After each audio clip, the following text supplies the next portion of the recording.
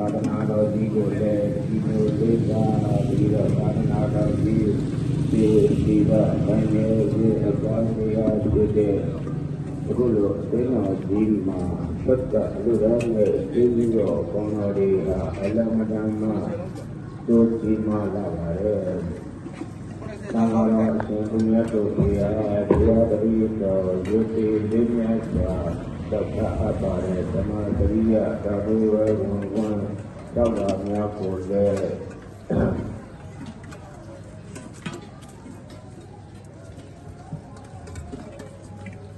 ဘုရားကြပါရန်ရုပ်တည်လေးများစွာသက်သာအပ်ပါတယ်အရှင်ဘုရားတို့တရား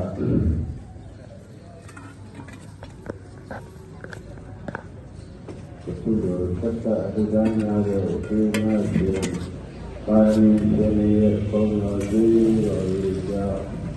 သတ္တဝေရမတိကံတော်လက်လူတော်သာသုဝေဘဝသိတံသစ္စေနာသီလေနာသံတိမေတ္တာပလေနာသတိတိအမေနိဗ္ဗာန်သု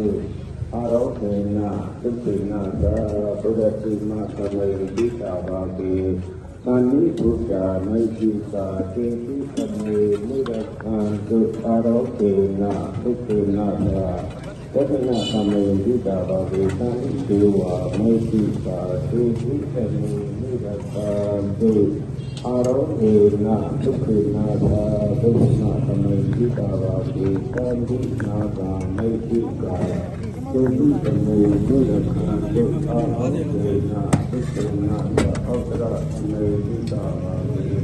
သန္တိယခာမိတ်တိသာသုတိသမေနိဗ္ဗာန်သု